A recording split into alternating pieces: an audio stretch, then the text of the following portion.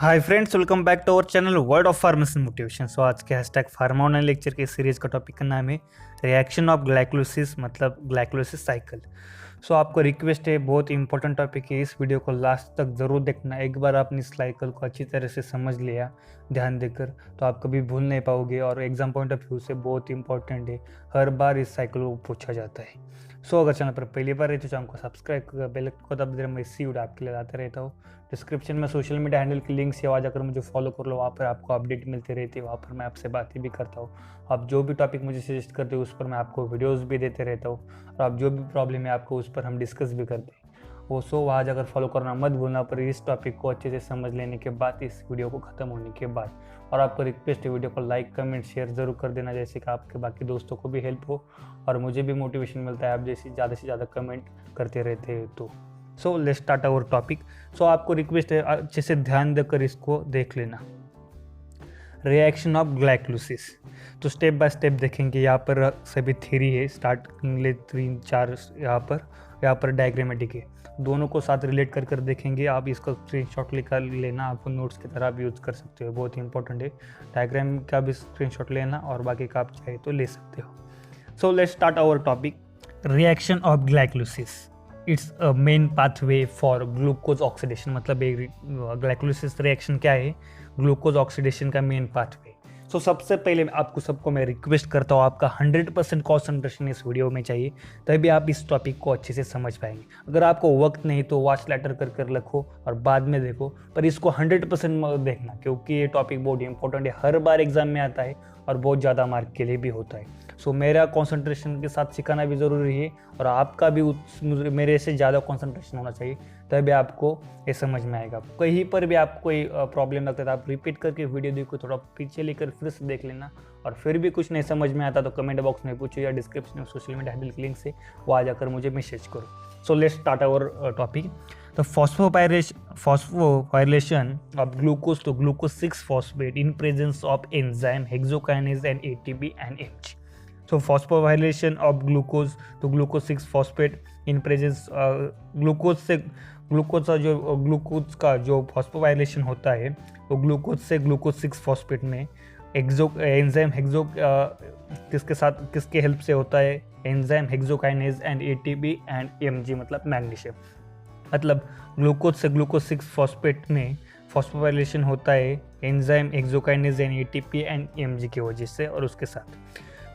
उसके बाद क्या होता है? Isomerisation of glucose six phosphate. मतलब यहाँ पर जो हमें ग्लूकोज 6-फॉस्फेट मिले, ग्लूकोज से ग्लूकोज 6 फॉस्फोफाइलेशन होकर ग्लूकोज 6-फॉस्फेट हुए, और आइसोमराइजेशन होकर ग्लूकोज 6-फॉस्फेट से टू फ्रुक्टोज 6-फॉस्फेट में चेंज होता है। किसके वजह से? और in the presence of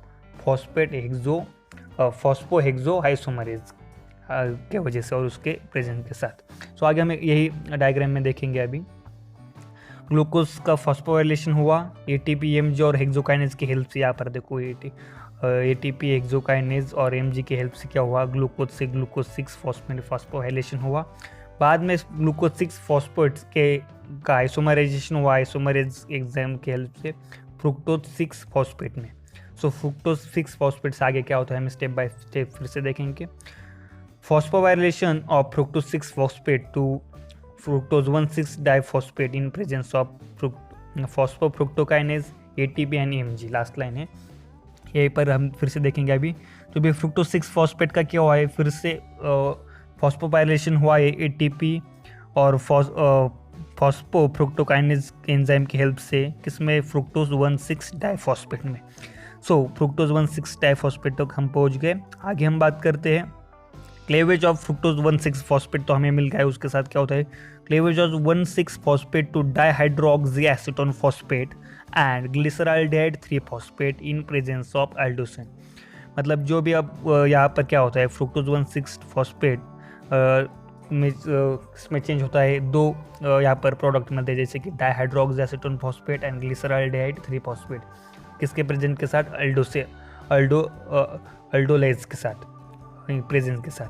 this two product are interconvertible in presence of trial phosphate isomerase. मतलब ये दोनों इंटर कन्वर्टेबल होते हैं किसके प्रेजेंट के साथ? Triose phosphate isomerase. सो आगे यही हम देखेंगे। हमने क्या बात की थी अभी? फ्रुक्टोज 1,6-फॉस्फेट से हमें क्या मिला, आगे के लिए टू प्रोडक्ट मिलते हैं जैसे कि डायहाइड्रोएसीटोन फॉस्फेट एंड ग्लिसराल्डिहाइड 3 फॉस्फेट अल्डोलेज के प्रेजेंस के साथ। ये दोनों इंटर कन्वर्टेबल होते हैं दोनों एक साथ। सो अभी यहाँ तक हमें प्रोडक्ट क्या मिला है, जब भी ट्राइज की हेल्प से और ट्राइज के साथ। तो ग्लिसराल्डिहाइड 3 फॉस्फेट से आगे क्या होता है हम देखते हैं फिर से। ग्लिसराल्डिहाइड 3 phosphate further undergoes oxidation to the 1,3-diphosphoglycerate in presence of glyceraldehyde 3 phosphate and dehydrogenase and NAD+। सो यहाँ पर क्या है देखो फिर से, यहाँ पर ग्लिसराल्डिहाइड 3 phosphate आगे चेंज होते हैं 1,3-डाइफॉस्फोग्लिसरेट में, किसके प्रेजेंट के साथ, ग्लिसराल्डिहाइड 3PO4 डिहाइड्रोजनेज की हेल्प से और NAD+ के साथ साथ। और आगे क्या होता है 1,3-डाइफॉस्फोग्लिसरेट हमें मिल गया, तो उसके साथ आगे क्या होता है फिर से हम देखेंगे लाइन टू लाइन। यहाँ पर glyceride 3 phosphate further undergoes one three diphosphoglycerate in presence of glyceride 3 phosphate dehydrogenase and NAD+। ये कन्वर्जन हुआ ग्लिसराल्डिहाइड फॉस्फेट से 1,3-डाइफॉस्फोग्लिसरेट। तो transformation of one three diphosphoglycerate to the three phosphoglycerate in presence of phosphoglycerate kinase MG and ADP। मतलब 1,3-डाइफॉस्फोग्लिसरेट का conversion किस में होता है और transformation three phosphoglycerate in presence of phosphoglycerate kinase MG and ADP। So उससे आगे क्या होता है three phosphoglycerate change to two phosphoglycerate in presence of phosphoglycerate mutase. ये हम यहाँ पर डायग्रामेटिक प्रेजेंटेशन में देखेंगे। 1,3-ट्राइफॉस्फोग्लिसरेट मिले, उस यहाँ पर उसे चेंज किया फॉस्फोग्लिसरेट काइनेज की हेल्प से और ADP MG के हेल्प से। उसके साथ साथ ये किस में चेंज होता है 3-फॉस्फोग्लिसरेट, और 3-फॉस्फोग्लिसरेट का 2-फॉस्फोग्लिसरेट में ट्रांसफर हो जाते हैं किसके हेल्प से, एंजाइम फॉस्फोग्लिसरेट म्यूटेज से। यहाँ पर हमने यहाँ तक देखा 2-फॉस्फोग्लिसरेट तक फॉस्फोग्लिसरेट म्यूटेज के हेल्प से और एंजाइम से ये ट्रांसफर होते हैं 2-फॉस्फोग्लिसरेट तक। तो उसके आगे हम देखेंगे अभी फॉस्फोग्लिसरेट म्यूटेज से अभी loss of water molecule from the two phosphoglycerate result into formation of phosphoenol pyruvic acid presence of enolase. यहाँ पर लॉस ऑफ वाटर होता है 2-फॉस्फोग्लिसरेट से, और यहाँ पर देखो Mg2+ और H2 एनोलेज के एंजाइम प्रेजेंस के साथ ही कन्वर्ट किस में होता है फॉस्फोफिनोल पायरुवेट में। यहाँ तक हमने देखा पायरुवेट में पायरुवेटिक फॉस्फोफिनोल पायरुवेटिक एसिड में चेंज हुए। Loss of phosphate from the phosphoenol pyruvic acid result in the formation of enol pyruvic acid in presence of pyruvate kinase MG and ADP। Loss of phosphate का loss होने के बाद यहाँ पर क्या होता है, जो फॉस्फोफिनोल पायरुवेट से यहाँ पर फॉस्फेट का लॉस होने के बाद पायरुवेट काइनेट की हेल्प से ये किस में चेंज होता है एनोल पायरुवेट में और पायरुवेटिक काइनेज यहाँ पर एंजाइम प्रेजेंट होता है यहाँ पर। फिर बाद में एनोल पायरुवेट से आगे क्या होता है हम देखते हैं। Enol pyruvic acid get converted into keto form pyruvic acid in presence of pyruvic kinase. मतलब जो एनोल पायरुविक एसिड होता है कन्वर्ट होता है कीटो फॉर्म में और पायरुविक एसिड के इन प्रेजेंस ऑफ पायरुवेट काइनेज। यहाँ पर देखो पायरुवेट काइनेज की हेल्प से यहाँ पर जो फिर एनोल पायरुवेट है वो कीटो पायरुवेट में, लास्ट में देखो एनोल पायरुवेट से कीटो पायरुवेट में चेंजेस हुए। सो कीटो पायरुवेट से आगे क्या होता है हम देखते हैं अभी। यहाँ पर हम देखा keto in presence of pyruvate kinase. Keto pyruvic acid under aerobic condition enters in ATCA cycle. मतलब एरोबिक कंडीशन में ATCA साइकिल में एंटर करता है इन माइटोकॉन्ड्रिया। तो pyruvic acid forms main end product. मतलब जो भी पायरुविक एसिड है ये मेन एंड प्रोडक्ट होता है product of glycolysis in those tissues. मतलब जो टिश्यूज है विच सप्लाइड विथ सफिशिएंट ऑक्सीजन। मतलब जिन टिश्यू के पास सफिशिएंट ऑक्सीजन है उनमें पायरुविक एसिड क्या होता है मेन एंड प्रोडक्ट होता है ग्लाइकोलिसिस का।